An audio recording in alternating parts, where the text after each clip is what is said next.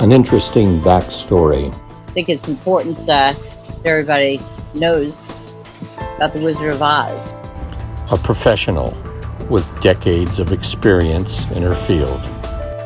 I'm a psychotherapist who works pretty much exclusively with law enforcement officers, as well as other first responders. Strong opinions and a definite point of view. What people see on the streets, this job, is not normal.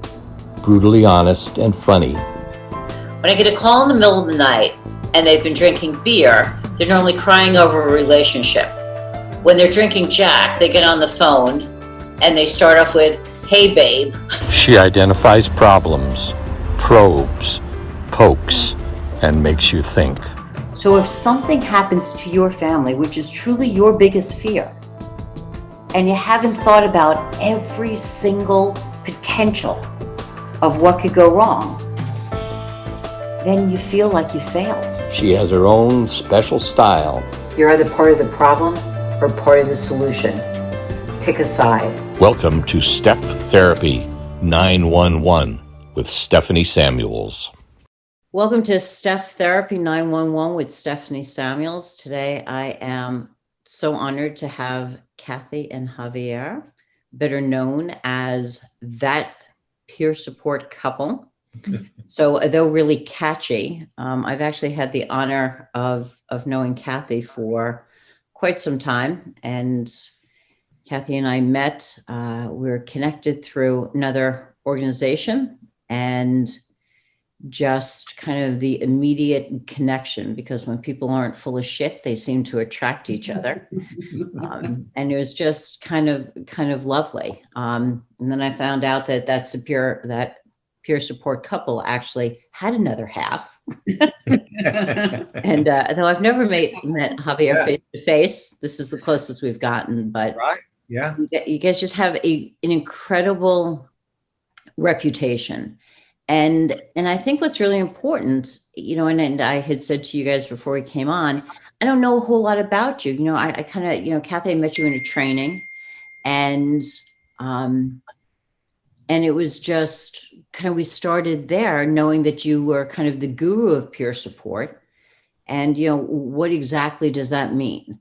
So I wanted to kind of get background. I wanted to kind of find out, going back now, Cathy, I assume that you were on the job before Javier, yes? I was. I started the police academy in 1993 and with the Coppers Cove Police Department in Texas. And he started in 1999. Okay. How many years? So first of all, what size department, Kath? The first department, Coppers Cove, was about 50 officers at the time. And I was there until 2002. And then I left and went to my last department. And I was there for almost 17 years at the Cedar Park Police Department in Texas. And that was roughly around 95 to 98 officers. Female law enforcement. Female in Texas in law enforcement. Mm-hmm. So I remember being stopped when I was going to Dallas. And I was given a civilian badge, but it's badge, for, I forget what my title was. They don't care what my title is. They just want me to be gone. But so I had this lovely badge, sheriff's badge, because I figured, well, it's Texas, I should have a sheriff's badge down there. And so I get pulled over, and I'll never forget how absolutely worthless this officer looked at me, and he was like, "They give this to people like you." I'm like, "Yes, sir."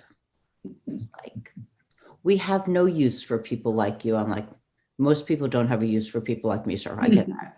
I'm sitting next to my decorator, by the way, and he's like, "Oh, they should only know they have no use for me either." So, we're both sitting there, and he's like, was that me, or is that guy really rude? I'm like, I might be getting a ticket. I'm like, shit. So, I thought to myself, what is it like to be a female in Texas in law enforcement? Because I don't think he had no use for me being a therapist. I think he had no use for me being a female. So, and I could be wrong, but but I wanted to address that with you. Yeah, it's changed over the years. Obviously, when I started, females in law enforcement in my area was fairly new. And of course, from the get-go in the police academy, they said, oh, when we were applying for jobs out in the area that we lived in, they were like, oh, well, you're going to get the job because you're a girl. They need girls. The government is mandating that they hire girls. So you're going to get the job.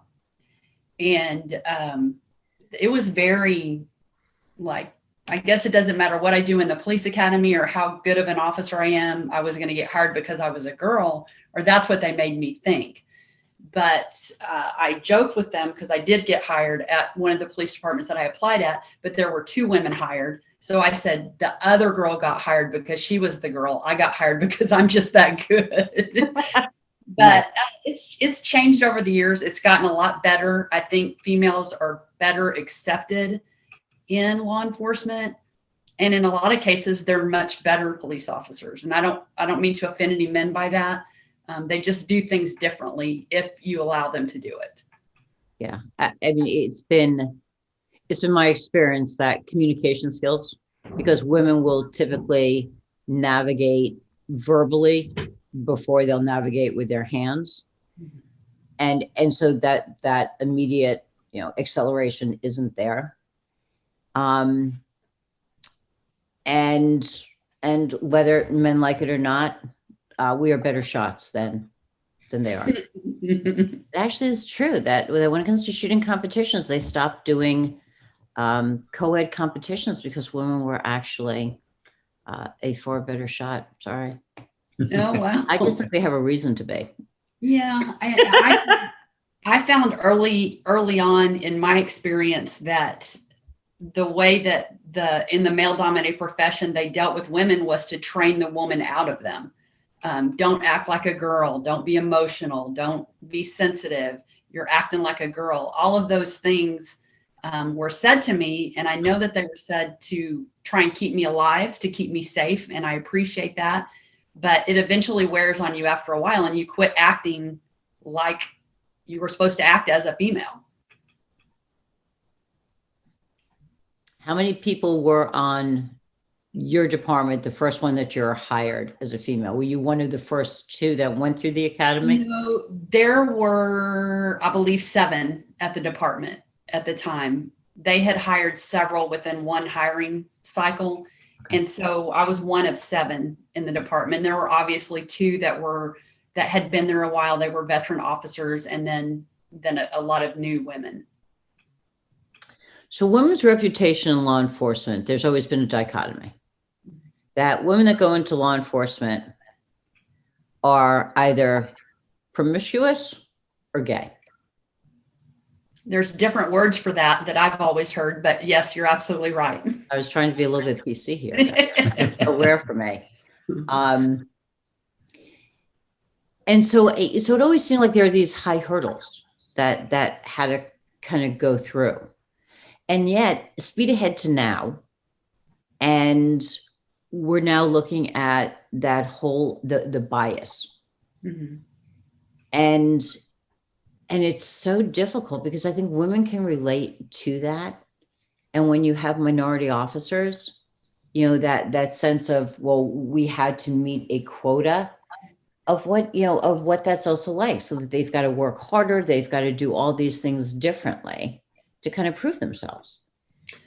That's absolutely true. And I think now women are much harder on veteran female officers, are much harder on younger female officers, because we had to fight really hard to get to where we're at now in law enforcement.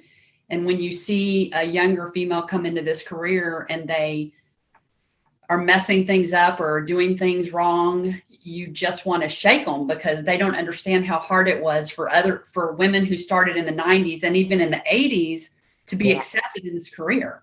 Yeah. It's much easier for them to walk in the door now because of the women that came even before me. Absolutely. So why a cop? So many reasons. Anybody that you met that I went to high school with, in fact, Javier would have said that they would suspect that I would have been in jail and not become a police officer based on my high school performance. But I went through a lot. I had a son early in life, and I was a family violence survivor, and I was treated very poorly by the police as a result of being a family violence victim at the time. And I went into law enforcement first to show my son the good side of life, what good things can happen, and to be a better officer for the next family violence survivor.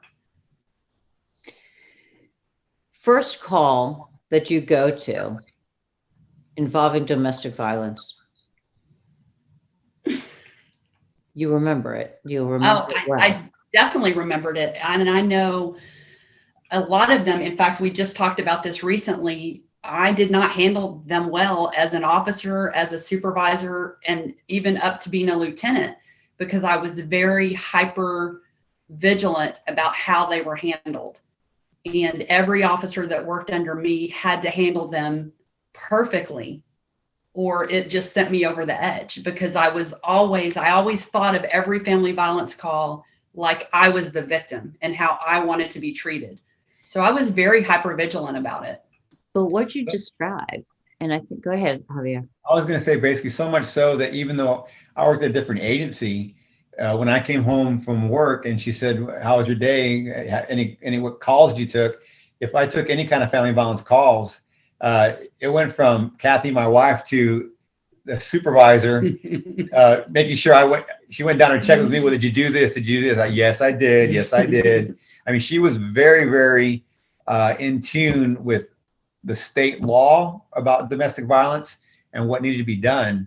And I mean, I give her credit. She had the passion that she didn't want nobody to fall through the cracks, victims or officers. She wanted it done right.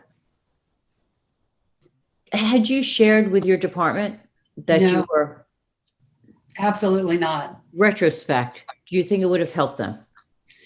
Possibly. In fact, I had this conversation with a young officer from my department just recently when we had lunch. He had laughingly joked about an email that I sent him about his handling of a family violence call and how he still kept it to this day. And it was probably 7 years ago. And The Cathy Classic? yeah, he said, I said, I'll be honest with you now. I was a family violence survivor. And he said, I never told the department because I didn't want them to minimize the importance of what they were doing by saying, oh, she's just demanding that because she was a family violence survivor. And he goes, I think everybody suspected it. So in retrospect, it might have been good. I don't know, but I never wanted them to minimize the importance of what they were doing. So it's interesting. So part of it, so what you did for victims and your hypervigilance and making sure that it was done right.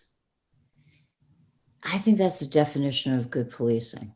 And that's kind of what you guys have done is you go the extra distance, is that you treat every call as if this were you or your loved one. Mm-hmm. And when we go to doctors and we need a second opinion, what's the first thing I say to the doctor?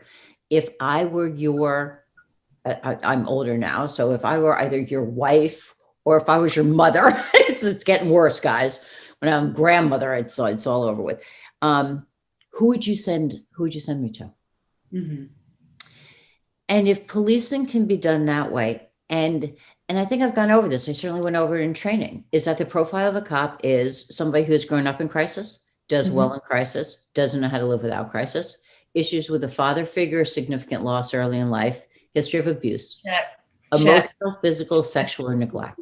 Makes for a great cop, makes for a really difficult home life. Mm-hmm. That if we could kind of embrace that whole resiliency piece that you'll always hear me go off on tangents about, because it makes me absolutely fucking insane, is there is no greater resilient population that I know other than a cop, because you had survived every worst day of your life until this very moment. Mm-hmm. and you came on the job surviving every worst day. So the resiliency is there. Yeah, I think the school of thought, and I'm sorry to interrupt, No. I think the school of thought on resiliency is yes, we survived, but did we survive well? So Yes. absolutely. So how do we take this? So let's not teach resiliency because they have it. Let's talk about kind of how you use resiliency to grow. Mm-hmm. Yes. That, I think, is really the crux of it. Okay, y'all are resilient, but how did you end up incorporating into your life? And how can you do it in a healthy way as compared to unhealthy? I think it goes to the very crux of peer support. We were failing. We were failing individually. We were failing as officers, and we were failing as a married couple and even parents, because we were struggling mentally with all the traumatic events that we had gone through. And there were 3 that we talk about that specifically broke us. And you and Javier? Me and Javier, yes. Right. So I want to go back to kind of, you go through critical incidents. We got it passed. Mm-hmm. You clearly have an aptitude for this. When do you realize that there aren't the services that we need and that you're going to start filling a void that exists? I think for us, it was more of a matter of we didn't realize the resources were out there. Mm-hmm. And because they were there, I can say in Texas, they were here through the program that we eventually got help out. We were about 2 years behind, right? But they were here. We just didn't know about them. And I started the peer support team in my department, which I know you're probably going to give me a dirty look, but I was not well when I started the peer support team in my department. And they say, of course, the coordinator of the peer support team should be somebody that's healed. Well, I was not that person. And it took me believing that what I was going to was training to get my whole peer support team there to get the help that I needed ultimately, which is a funny story. Yeah. I think if we wait until we're healed, we miss all the opportunities to grow, because it really is very much about the journey and the people we meet along the way. I think there's a whole lot that is very apropos for the Wizard of Oz for many reasons. That's absolutely our story. Yes. Is that there was a lot of healing along the way, and we just happened to bring people with us. Right. And, I did want to point out that I was not the suspect in her family violence history. No. And, you called Cathy the guru of peer support. Well, then I'm the court jester. So I need to make sure that I get that out there. But she's right. Cathy's right, because we struggled and we fought and we made it through. And along the way, once we got the help that we needed, attending seminars, going to counseling and whatnot, we realized that we did have a story to tell. And we're not unique in is that you see a lot of first responder couples, and you see a lot of officer to officer married couples all the time. And we realized we needed people out there telling their stories. Yes.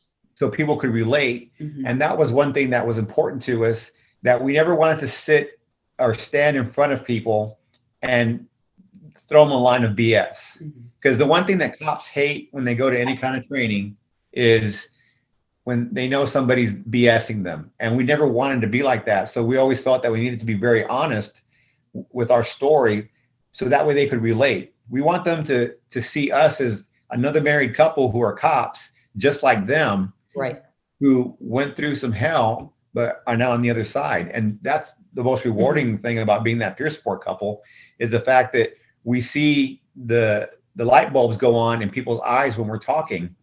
And we see that they're now relating with us, and they know that we're not there to BS them. They know that we're honestly there to help and provide the peer support for them if it's needed. Yeah, we talk about the good, the bad, and the ugly, and with just basically no holds barred, and people seem to resonate with this, but that's the very crux of peer support, is that we've been there, we've walked through the fire, and we've come out the other side, and we want to bring people with us. Right.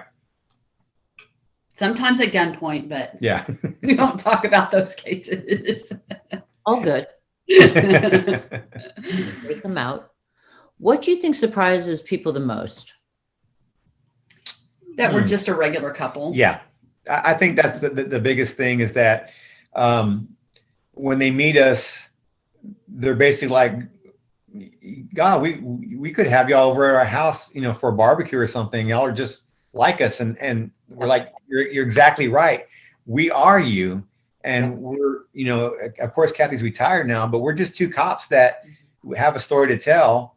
And again, the relatability, and they realize that we're just normal people. And I think a lot of the perception is that anybody, like, I can say now that 10 years ago, when I was unhappy, I was angry, I was overweight, I was unhealthy, if somebody like me would have been standing up in front of me going, no, if you go to counseling, if you get therapy, if you eat nutritionally, if you exercise, you will feel better, I would have been, screw you.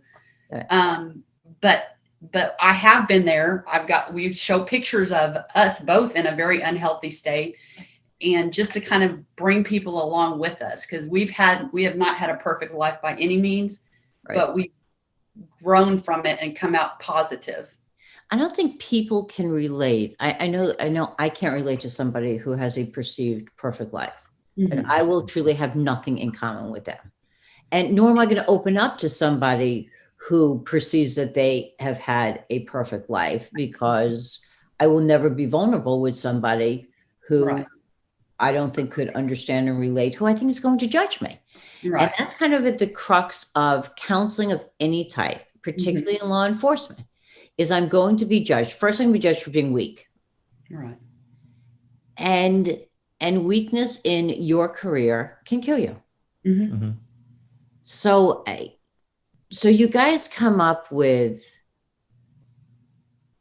peer support, and there's all sorts of legal ramifications and all of that stuff. So there's still a journey. So you guys realize, okay, we're a couple, we've gone through a whole lot of shit. We have figured out and continue to figure out how to do this better.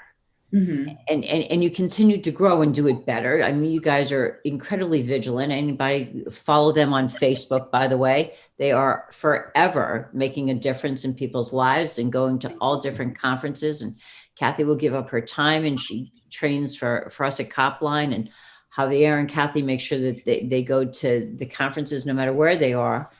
And it's truly just inspirational to follow you guys. Thank you. Thank you. So absolutely. So how does the journey go? Because people aren't jumping on board of chit-chatting. I don't give a shit that you're this great cop couple. That's wonderful, but that's not what's selling it. So how do you decide, hey, Javier, I think we should do something with this, or, hey, Cathy, I think we should, how do we do this? How do we help others? Because they might not be trusting counseling. That the first line of defense is always going to be another cop. You guys will notice when another cop is struggling before anybody else is going to. Right. Potentially excluding their spouses, but you're not dealing with their spouses right there.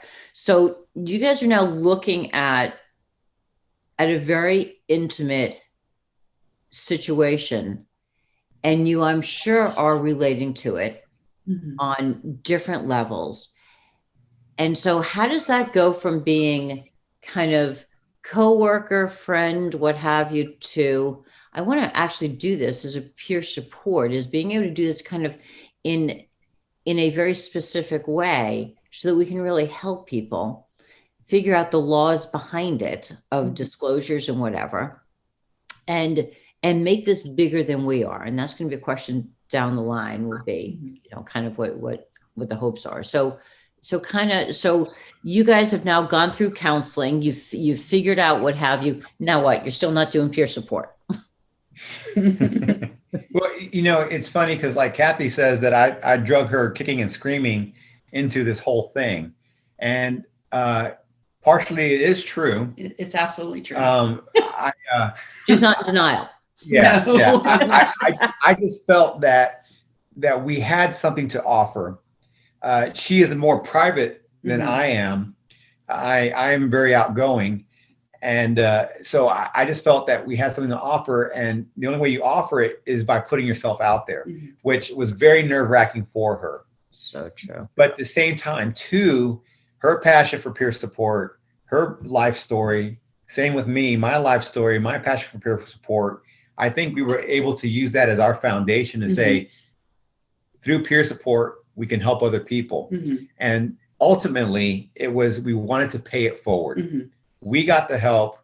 We got better. We're not perfect, but we definitely want to pay it forward. And that's what really drives us to up until this day. Every day. Is the fact that we're paying it forward because we know that there is another Javier and Cathy out there who are at the beginning of the journey. And if they can just see us, if they happen to be on Facebook and they come across any of our social media or an interview like this, that they can just see us and say, hey, I can relate to these people. Yep.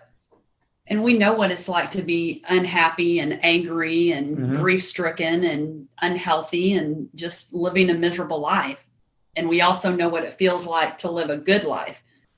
And the two cannot be compared. And we want to bring everybody with us to this happy life. Right. Even though it's not perfect, it's still better than the alternative. Do you find that peer support works best with professional counseling? Doesn't make a difference? Because, as you're talking, I'm thinking about kind of primary and secondary processes so that you obviously find out. So, I'll use you and thank you so much for sharing. So we find out along the journey that there is domestic violence in the past, and that some of the fights that are going on is learned behavior. It's what's comfortable. So does that go beyond peer support? So you deal with a couple, what have you, and deal with that. Kind of, where does counseling come into play? So, I look at things as like hierarchies. I'm not quite sure where people are in hierarchies, but in our case, the thing that was the most beneficial for us, that was the baseline of the help we got, was both peer support and mental health counseling at the same time. Right. It's a 3-day intensive seminar. But initially what opened up for us, or for me especially, was hearing somebody, a peer, tell their story and how it was exactly like mine, and how shocking that was to me, even though rationally I know police officers take calls every day that are similar to other police calls in other cities. But to hear somebody say it was very powerful for me. And then following up with a mental health clinician and EMDR. And that was the beginning of my healing process. I'll let Javier speak for himself, but I think it should be a combination of both. Right. And I agree with Kathy. And I've always said, the way I see it, and you talked about hierarchy, and I agree with you. And as far as the hierarchy goes, I see peer support like as the foundation, or your frontline troops that go out there and they do what they need to do. And a lot of times just that good conversation, that good peer support session helps somebody to set them on a better path. But with the excellent peer support training, we recognize our limitations, Right. Because we're not clinicians. And that's when we say, okay, Not yet. well, she's got her way, but we recognize the fact that there's a certain point where we can't help them as peers. So that's when we recognize, you know what, I think we probably need to go talk to a clinician. Right. And the one thing that they'll be more receptive to do that is because the peer has told them, telling them, hey, I've been through it. I've seen a clinician and I think it might help you too. And so I feel that we're triaging for the clinicians. Absolutely. That level of vetting, because what it says to them is that you've come to me and I look like I am the guru of how to do this. And yet I went to counseling. So it truly is a peer. I am telling you, I am not asking you to do anything that I haven't done myself. Right. We Exactly. make it okay for them to go get the extra help they need. Absolutely. Absolutely.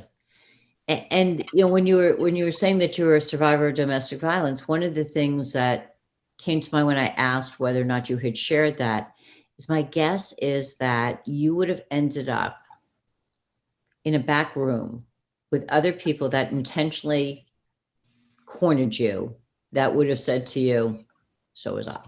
Mm-hmm. Absolutely. Well, now I know that, but back then I did not. And it So was isolating. Yeah, like Javier said, I was a very, very private person. Like uber private. And I just wasn't going to share that about myself, even clear up until the point that we got help. I sat there at the table the whole time going, well, I'm here for Javier. It was never about me. I'm here to help Javier. That's how we fool ourselves in believing that I'm okay, but he just got involved in a shooting, so he needs help. So this is interesting. So Javier, did you consciously know that you were what we call that identified patient, but you didn't care because as long as you could get her in, it didn't make a difference if you were going to be the problem child? No, I mean, I just felt like that she did need help, but I didn't know enough how to get her to that help yet. I wasn't certified peer by the time we got the counseling and everything, but we were still making mistakes, even though we were trained peers. Mm-hmm. And the fact that we were so much in crisis in our marriage, your thought patterns is just so cloudy. Mm-hmm. So we were just really just stumbling along in our lives and our marriage, and to the point where I don't know how we even got through it, to be quite honest. Now that I think about it, I know I was just like 1 second, 2 seconds.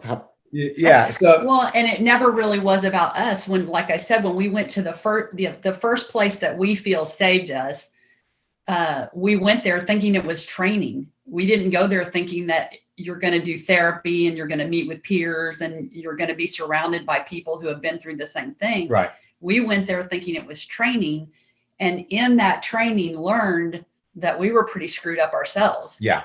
So, yeah. And we were at different levels with our trauma. With screwed upness. Right. I mean, I was at a point in my trauma that I had dealt with my shooting for the most part. So I was in a little bit better place.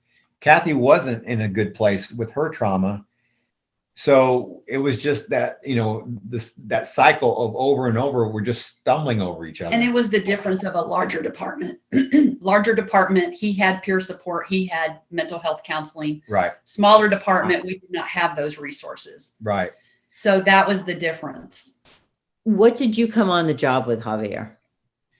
As far as I came in to the job in 1999, I was a cop in the Air Force before that.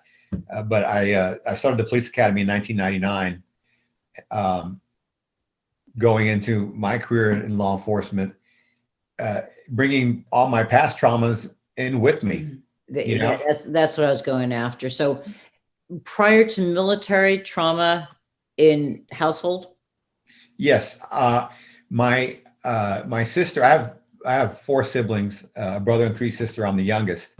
I had one sister that was working at a department store that was robbed, and she was also in a very bad car accident where she could have been killed. And so that was traumatic to me to watch as a little kid. I had another sister who was a victim of family violence, a survivor of family violence multiple times. And I had another sister who was, at the time, she was a bank teller. And I remember her telling the story of when the bank got robbed and how fearful she was. So I grew up experiencing all my siblings' traumas as the youngest one, just cataloging all the trauma. And then, of course, I was also, I guess you can call it, a survivor of bullying. I got beat up a lot when I was a little kid, just bringing all that trauma. And then I go into the military.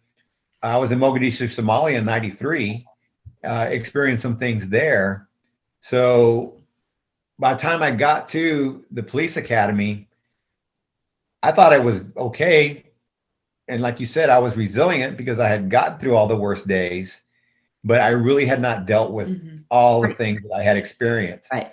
And, so I was also in a learning cycle as a police officer, a young police officer, going to the first family violence call, taking the first collision with a victim, serious injury and fatalities, and thinking about what happened in my family. So yeah, all the traumas that I had inside of my brain, they were being brought forward. A lot of people talk about bringing baggage into their marriage. We brought military grade trunks with us. Yeah. Yeah, because it wasn't our first rodeo. Yeah. I'd been married before. She'd been married before. And you always think, oh, it's a brand new marriage. We're going to be great. We're going to leave all the bad things we did in our other marriages behind. And that's not true, because that trauma is still there. So that's something that, fortunately for us, we were able to battle through it. And that's why we're here. Incredible. And for you, protecting women, you've got 3 sisters. 4 sisters. Yes. That holds another place for you. That's kind of, that you take in. And I think we do a tremendous disservice to ourselves and to anybody that we serve in any capacity if we don't really understand our own past. Right. And how it plays out. And I can't redo it, but I can certainly learn from it. And then I need to understand my blind spots. As a clinician, there are certain cases I will not take because it's a blind spot. I haven't processed it out myself. I'm probably not going to. There are better therapists I can refer. But those that ruminate with me, I can do great.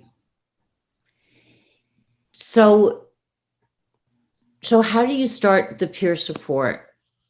So you do it in your department, Cathy, because Javier, you had a peer support in your department, correct? Yes. Okay. I'm retired now, but I started the peer support team at my last department. I was a part of a peer support team, although back then they called it a CISM team. Right. At my first department, it wasn't from my department. It was a regional team, and I was a part of it. My department, my first department, did not have a mentality of we're going to get you some help. It was just suck it up and move on and don't be a girl, in other words. But that was the mentality. And there's days that I'm thankful for that because it kept me alive. They taught me how to survive a 25-year career. But there are days that I wish we could go back and go, no, this is not how you do things mentally. So my department had gone through an attempted suicide of a coworker and then a line of duty death. And so we were a small department of walking wounded. Yeah. Everybody was angry and everybody was grieving, and we were all against each other. We hated our administration. It was just a terrible environment, a very toxic environment. And I saw Javier's department and how they handled things. And so that kind of prompted me to see what we needed for my department. And that's how we moved along with our department. How did you approach it? And with who? Did you go to your chief? Did you, how do you? Initially, I went to my chain of command after the fact. And there were a lot of hurdles put in front of me for about 2 years, to the point that it was just, I gave up. It was budget. It was this, it was that, jump over this hoop and we're going to give you another one and another one and another one. And then we got a new chief, and I went to him. I wrote a memo and he called me into his office and he goes, "Why are you even asking for this? Why don't you already have one?" And so that was just that day.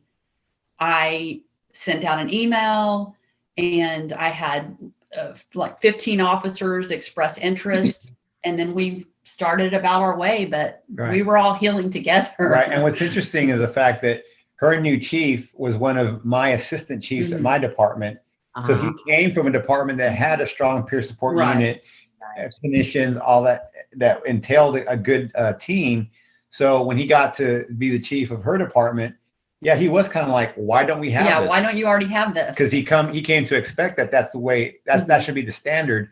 And now as a chief of police for a brand new department, he wanted that to be the standard And so it was perfect timing for it to happen. It's just amazing. Mhm. So you go ahead. So you get these individuals who sign up. Now, this is just, these 15 people are just in your department. Just in my department. Okay. So how is it received? The people who needed it signed up to be on the team. There are still to this day a fraction of the department who doesn't believe in it. They Okay. think it's good for other people, but they don't believe in it for themselves. Okay. And it was received better than I expected it to be. And so me and Javier and 14 unwell individuals traveled to Huntsville, Texas, and started our healing process. But we did it as mostly half a department, went. And it came to the point where when people were telling their stories, they're like, I'm never going to Cedar Park, Texas, because that's the most trauma-ridden city around, which is not true, but everybody from Cedar Park was there. Yeah, because like Cathy said, we thought that the post-critical incident seminar was Training. peer support training. That's why he signed up her whole team, and I came along, and so when we went to the seminar and we realized, oh, we're the subject matter of this class. Boy, were we shocked. Yeah, but hearing the other peers tell their story, I mean, there were peers that had been through much more horrific things than we had been through, but they told their story and they got the help they needed. And that was so inspiring to us that by the time it got around to me telling my story and Javier telling his story, we were like, I don't even know what I'm doing here, but they were brave enough to tell their story. So I'm going to tell mine. And even at that point, they had us fill surveys out on grief and anger and clinician type surveys. Yeah. And I'm like, oh, I'm going to get to see how jacked up Javier is. This one, my numbers were off the chart. He was just mirror. Yeah. I got a gold star on mine, and she got like the puce one on hers. That's how bad it was. They're like, who's the best clinician in the house? Let's give them to her. Cancel all my appointments. But so it was very eye-opening and life-changing at the same time. I think we find that in a lot of our careers. I think law enforcement itself does attract. So children that are abused become one of, or a combination of three things: abusers, protectors, or victims. Mm-hmm. Most of the time, at least in my practice, I would tell you, I get the victims and I get the protectors. I don't get the abusers. Mm-hmm. Those are the mandates. I typically don't deal with the mandates. And though it's campy, if you line up 100,000 officers, typically you're going to hear, why'd you take the job? That they want to make a difference. They want to leave the world a little bit better. And though it's campy, what they don't realize is that they want to protect. They want to do what wasn't able to be done for them. Mm-hmm. In a way of understanding that truly nobody but somebody that could have experienced what they did does. Mm-hmm. And that, that's Freudian sublimation in a very healthy way. And that's awesome. Like, that's not a bad reason. I remember when I was training for Copline, and I went over the profile of a cop, and one of the guys approached me afterwards. He's quite emotional. And he said, I'll be very honest with you. He said, I was waiting for you to say, we all just want to take care of other people. We want to, we want to make a difference. We want to help. He goes, I certainly wasn't expecting that entire profile. And he got emotional and he said, I am the son of an alcoholic. He said, my father was very abusive. And I watched my mom, and he kind of went on, and he said, I just didn't realize it. And then you start looking at how he handled, the calls and stuff and his vigilance there. And I know no better people to interview a pedophile than a survivor, because they can absolutely tap in to them like nobody's business. Mm-hmm. I mean, they make it absolutely understandable how they could be a pedophile. They are the most comfortable they've ever been as they start telling all the stuff. And, and for my survivors, that's the win, that's what made the difference. So we find that most of us are wounded healers. Mm-hmm. Right. And And yes, I want the background, but I need to be a healed, wounded healer. Right. Right. Because otherwise we're just all going to be hemorrhaging all over each other. Right. And so that's kind of part of the process. So not surprising that that's who ended up triaging into who is going to be peer support. You know, one of the things when you filled out our questionnaire when we do Cotline, and it was the questionnaire is set up to go after a background. It's I don't want somebody that has not had adversity, that has, you know, been in records for 25 years. You know, that's not going to bode well on lines, because you need to be able to pull from something. That resiliency piece, resiliency is built from that. I need to pull from that. I need to be functioning well. And then I need to be able to work from there. But I need to be able to work from there, having survived it, dealt with it, flourished, and now can be the buoy, because we're all not grabbing the same life jacket. Right. So you guys figured it out, kind of how to do that. So peer support now exists in your department, but it seems like you guys get called with the state. Yes. So kind of tell me, because this thing blew up. This thing is done beautifully. Like I said, you know, on Facebook, I'm always like watching, you know, that peer support comes. It kind of, like, I call it our broken road. God bless the broken road. I was going to say, great song. Yeah. But post-critical incident seminar in Huntsville was, like I said, that was ground zero for our beginning of healing. And once we had gone through that program, and because we were both trained peers at the time, even though we didn't act like it, we were able to go back and be peers there. Right. So that started us doing peer support about every quarter, every other 6 months or so at PCI. When you think doing peer support, training other people?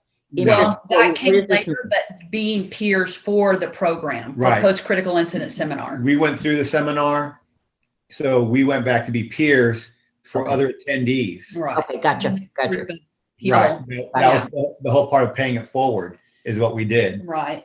And then we were asked to speak at a conference, and I think this was the most daunting, because that was Cathy was going to have to tell her story in public, like Right. to lots of people.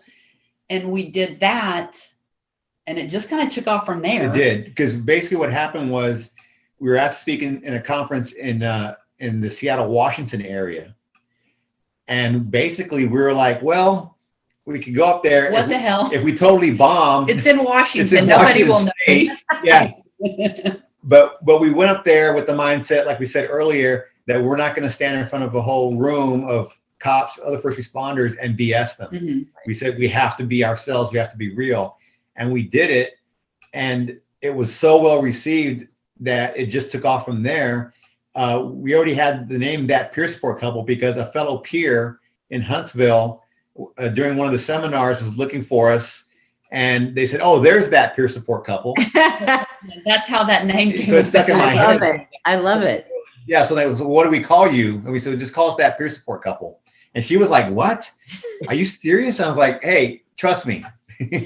And it stuck. And so, yeah. And then Facebook. And yeah. So of course, you know, once we saw that, hey, we have an opportunity to help a lot of people, we started doing the social media and everything. And I think another important point is we also recognize that my department has a peer support unit. Her department has a peer support unit, but not every officer at our departments is going to trust the department peer support unit because for whatever reason. Correct. And then we all of a sudden became an outside resources to our association, Texas Municipal Police Association, TMPA. We started getting calls from a lot of the reps saying, hey, I got a guy, I got a gal who's been through a shooting or has been through something like Cathy has. Will you talk to them? And we're like, of course we will. Because they just love you. I mean, TMPA, which is how we got in touch, they absolutely just love you guys. But it's also because you're the real deal. It's because, you know, you're not out there hawking your goods. Yeah. And Isn't we it New York, so? actually, there are so many, and this is what I know we're both very passionate about. There are so many departments out there that are failing their officers. Yeah. And even in this day and age, when Texas Municipal Police Association, the Fraternal Order of Police, the IACP, the Sam Houston, Bill Blackwood Law Enforcement Management Institute, name all the acronyms of all the leaders in law enforcement are talking about the importance of mental health. And there are still departments every day that are failing their officers. Right. And we are still getting calls from people who are being failed by their leaders. Yeah. And that's where I always write articles about it, but that's where my passion is fueled, is getting these agencies on board. Exactly. And then through TMPA, who's under the FOP umbrella. So we're proud FOP members, Lodge 23, Texas. We recognize that through our lodge as FOP members that we could reach people beyond our state. Right. And so the next thing you know, we're getting phone calls saying, hey, we got a guy in this state. Right. Can you talk to him? Can she talk to him? And things like that. And what's funny is people will always ask us, well, what do y'all charge for this? And we're like, we don't charge because peer support's free. Right. This isn't something to get rich on. To me, that would be unethical for us to accept payment to be peer support, because that's not what it's about. Yeah, of course, there's other things that people get paid for, public speaking and whatnot. Right. Peer support is not something that we would ever even think of charging anybody. And that's the gift that keeps on giving, is the fact that peer support's for everyone. It's available for everyone. Just have to make that connection. You just got to find it. Yeah, I got to find it and make that connection. So one of my frustrations has been the lack of continuity in training and state to state. So when I was part of, one peer support unit, that literally on Monday you can be heading up, the gang detail unit, and on Tuesday you can be heading up peer support, and then you can pick your own people, but they also have no training. They just now are sitting in peer support, believing that because you're a cop, because you're an alcoholic, because you're whatever, that you can do this, which is mind-boggling.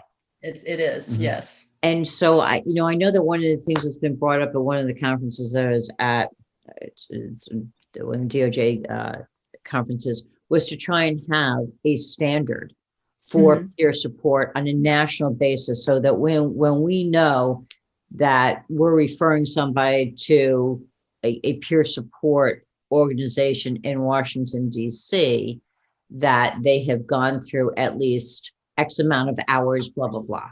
Right.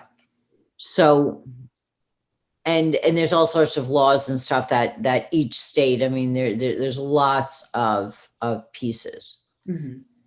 What, if you had a magic wand 5 years from now, what would 5 years from now look like for that peer support couple and our country? Better leaders, for sure.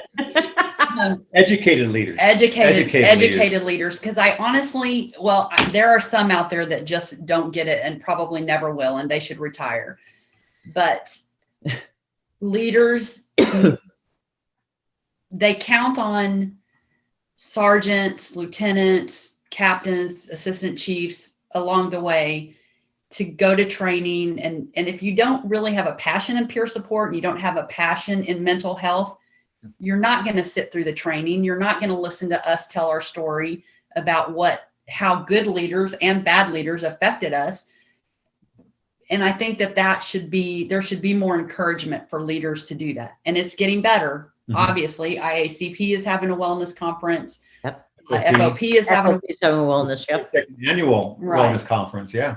But there's still leaders that just won't. They think that they have better things to do, or they have more important things to do. But really, honestly, what could be more important than having a healthy department and a healthy community and healthy officers? Right. So 5 years from now, we hope, as that peer support couple, that we're going to be part of these organizations to continue spread the message. Right. And that's why we're very fortunate that the FOP is one of the organizations spearheading that wellness. Yep. Sherry Martin, Yep. the wellness director, she's facing this right now. I'm sure she faces The some national battles, standards, the national yeah. standard that she has, the battle she has to face and everything. And so when we see somebody like Sherry doing that, we're like, we want to help her. Mm-hmm. Yep. Yep. It's basically, we see another peer who's trying to make something happen. We want to help her make that happen. And pure, it's not about money. FOP is not, they're not about the money because they have the members. So it's a service that they want to be able to offer. Right. And that's just it, is that, it's pure. Sherry is an amazing woman. I mean, her heart is in the right place. She has walked the walk and talked the talk. It's just, I had her on a few weeks ago. She's just incredible. So being able to, and I always say, you're either part of the problem or part of the solution. It is that easy to me.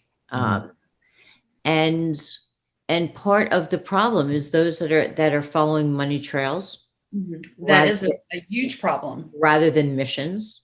Right. And the solution to me is just easier. It's just stay true to yourself, stay true to the mission. Mm-hmm. And that's it.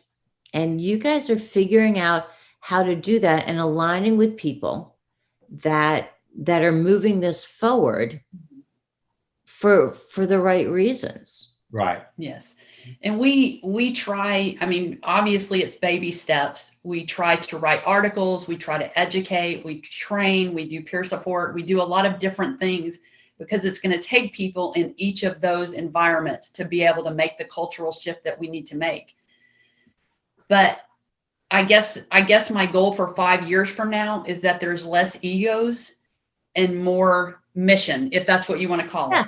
Yeah. More people who are fired up by healing and not fired up by lining your pockets. Right. That would be our goal. Right. And like you said, it should not be a competition because there are so many people out there that need the help. There's enough for all these organizations that say they want to help, that can help. And that's why for us, it's like, okay, we have it set up. If somebody sends us, it should be set up there. If somebody sends us a message, the automatic reply says, we'll get back to you as soon as you can. If you're in crisis, please call 1-800-COP-LINE. Because we know the services that 1-800-COP-LINE provides. So why not recommend it? It shouldn't be like, absolutely. Yeah. We shouldn't be like, we'll get back with you and only talk to us. We're the only ones that are going to help you. No, that's where the teamwork needs to be. And don't get me wrong. I'm not trying to shame people who charge for services or by any means. No, I but there's so many people that have different thought processes, and their bottom line is how much money can I make by teaching this, by hawking this, by putting this out there. And it causes competition for the people who are really out there doing the right thing and trying to make the right changes. One of the things that I think was the offshoot of Blue Help was not, because you can't pick up an article where they're not quoting, some suicide, number that and according to Blue Help, blah, blah, blah, blah. Right. That what Blue Help, I think, did as the offshoot, the ancillary piece of this, that they never realized was they didn't just get us talking about suicide. They got us talking about mental wellness. That to me was the offshoot of, if you're going to talk about suicide, that's at the far extreme. That means then we have to have all these conversations about mental health, about mental wellness, about these programs that can help officers. And how do we do that? And when we set up Copline, the biggest thing for me was I was never going to set up a suicide hotline, because a cop's not suicidal unless he has a bottle of Jack in one hand and a firearm in the other. Right. Otherwise, every cop is fine. So if we could grab them with low-hanging fruit, like you guys are talking about, you guys can see that officer that's having a problem. If we can get the officer that's having a bad day, on the job, off the job, or what have you, that we should be able to stop that escalation over time. Right. Or they've had a positive experience where when they have the bottle of Jack in one hand, the firearm is on the table with their cell phone, they'll pick the cell phone. Right. Right. So the continuation of really that mental health. And when people look at, that competition, I think to myself, look at our suicide rates. Competition? We all failed. Congratulations. Every single one of us has failed. So you got paid more than I did. You failed worse than I did. Right. like that is I don't look at the lives we save. That's what we're supposed to be doing, damn it.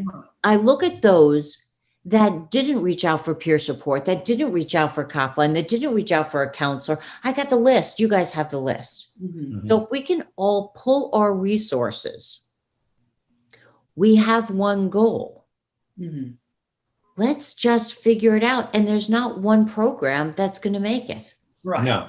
We can have all of them. I remember wanting to put together a database for the VA where you could go on a website and every single not-for-profit that is out there, that you could go under, dogs, there are literally thousands of organizations, but nobody knows who the hell they are. Right. That there should be one portal that a cop can enter safely and be able to just have everything at their fingertips. Yes. Right. And not only the cop's family too. Absolutely. And that's one of the things that we like to stress is yes, we're both cops, but we're both spouses of cops and we have our kids. And when there's a critical incident, the whole family suffers it together. When we fail our officers, we fail their families as well. Right. So now, is peer support open for family members as well? Yes. Yes. I think that's so important. Thank you for bringing that up, because that is not something that was in my wheelhouse.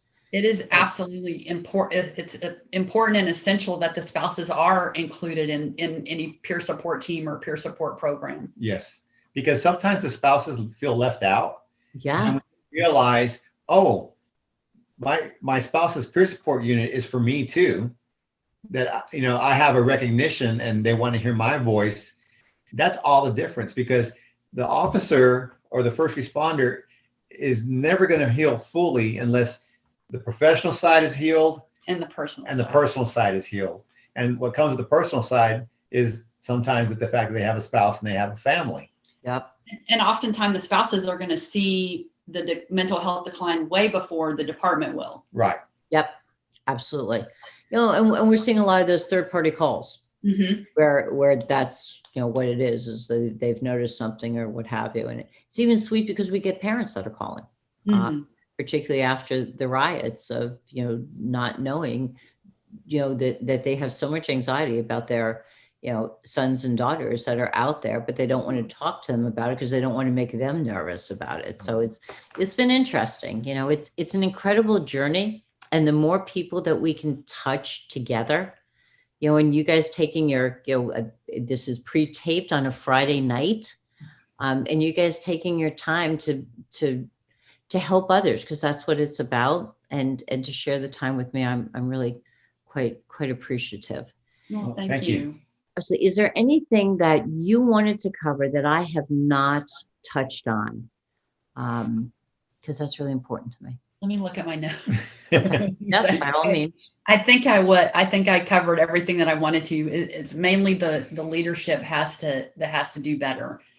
And yes, officers need to take accountability for their own mental health and for seeking out resources. But a lot of leadership needs to do a much better job in taking care of their officers and their officers' families. And I can say wholeheartedly that I didn't always do the best I could, because I was in terrible shape, right, as a supervisor. And I know that's the case in many of these instances where, well, I got through this career, I'm on my 5th marriage, and halfway to alcoholism and prescription pain mills. If I can do it, you can do it too. Right. But we just have to change that culture, and it's happening. It's just baby steps, day by day. But I guess that would be the biggest thing that I would like to emphasize, is that leaders need to heal themselves and then start helping heal their officers. Right. And Go ahead, Javier. and I was going to say is, we always talk about making just one contact. That's a campaign that we have. It's called #JustOneContact.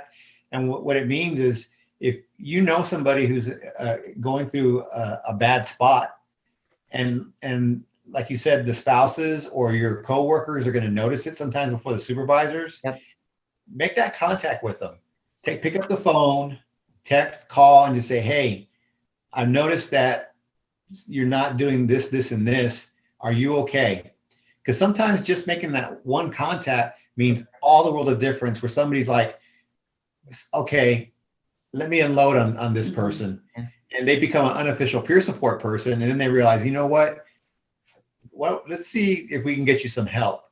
And that's what we're always talking about, is #JustOneContact. Yeah, I just saw recently on LinkedIn, the Birdwell PTSD Foundation posted a meme about, and there's a lot of truth in memes. They're very funny, but there's a lot of truth in them. And they put this 22 push-ups a day, Right, is very beneficial. And, people are getting exercise. They're doing things as a support to veterans. It brings and suicide recognition. recognition. 22 military members a day that die by suicide. Right. But how about if you spent 22 minutes on the phone, or texting, or talking to somebody face to face? What kind of difference that would make?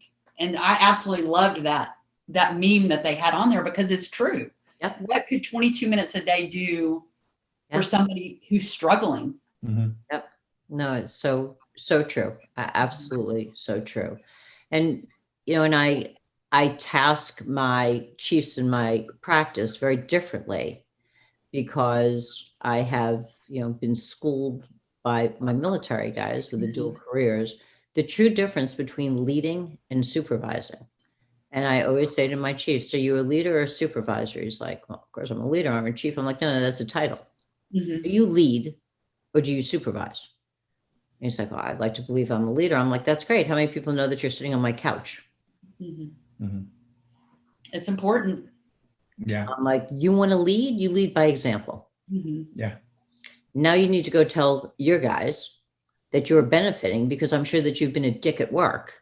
Right. So therefore, you need to tell them how you're de-dicking yourself. Right. Absolutely. And that this is what you've chosen. And any one of your guys that wants to talk to you, I said to one of my guys, I'm like, I assume that you have an open door policy. He's like, of course I do. I said, well, you're like a fucking porcupine. Nobody's coming in. Well, in every face that I see doing peer support, I see the face of somebody that I treated poorly because I was struggling myself. So that's how I pay it forward, because I had to de-dick myself. Yeah. and nobody likes to be vulnerable. Not Right. you, not me, not anybody. But if you've gone into this field and if you've chosen to promote and you're now holding yourself in a position, then lead, damn it. So such great advice from you guys, and it needs to come from leadership, true leadership. Yes. Down, and it needs to come from those recruit classes up. Yes, absolutely. Yeah. So, and that's where the difference is made, and you guys are making a difference. Right. It needs to start from cradle to grave, is how some people Hire say to it. retire. But hire to retire is the best way to say it. And I think, Cathy's been retired for a little bit. I'm getting there. And I think we're also beginning to shift and say, what about the retirees that have left and they've been forgotten? And so we're starting to incorporate, let's try and bring some retirees back into the fold. Well, you guys obviously know, in my world, that is the only people that I deal with for confidentiality reasons and legality. But the driving force was not that. The driving force was we literally lose people with such a wealth of knowledge and experience. Yes. Some of them untimely, and those that are timely. I mean, right now, to have retirees on these lines that have been through Chicago riots and LAPD riots, for those that are experiencing it, what a gift to our callers. Mhm. What a Mhm. gift to be able to truly understand sitting in that hole. Right. So no, it's great. It's great that's where you guys are thinking, because other people also feel safer sometimes with retired officers, Mhm. Mhm. and there is a transference of that fatherly figure, kind of and that built-in respect for both having worn the badge and the fact that they've made it through a career. So I love that. I absolutely love that. And I think for all the people out there, and I say the young officers who are giving up their lives and their families and their homes for this career, and I don't say this bitterly, because I left my department very happy. I was not bitter. I was not angry. I was healed as a result of the help that they got me. But when I walked out the door, they didn't miss a beat. Right. They went on and functioned perfectly without me. And I think that's what you want for your organization, is that there's no loss when you walk out the door, but that needs to be a lesson for the youngsters who are giving up their lives and their careers Right. and their sanity for the next bag of weed, or the next, Right. the next grams of methamphetamines, and Yeah. all of those people that are out there giving up for that department. Absolutely. Absolutely. Well, thank you. I cannot thank you both enough for coming on. I have the utmost admiration. Just love the two of you. Love you guys as a couple and individually. It's just so rewarding to be able to spend time. Thank you so much for what Yes. you do, Stephanie. We see the difference in what you do every day as well. Yeah, we do. And the fact that you invited us to come onto your show is really, I'm tickled to do it. It's a highlight. It's a highlight. Uh-uh. But I also see it as an opportunity, because if there's one person that maybe they haven't seen Steph Therapy yet, and they happen to watch any of the episodes, or they see this episode with you on it, and something clicks for them, Absolutely. and they realize, I need some help, it's all worth it. That's why we all do it. That is why why we all do it. So thank you. And I'm looking forward to seeing everybody on the next Steph Therapy 911, which is on Facebook Live at 7 p.m. Eastern Standard Time. So be safe. Please stay vigilant and healthy before these holidays in particular. So I will see everybody soon.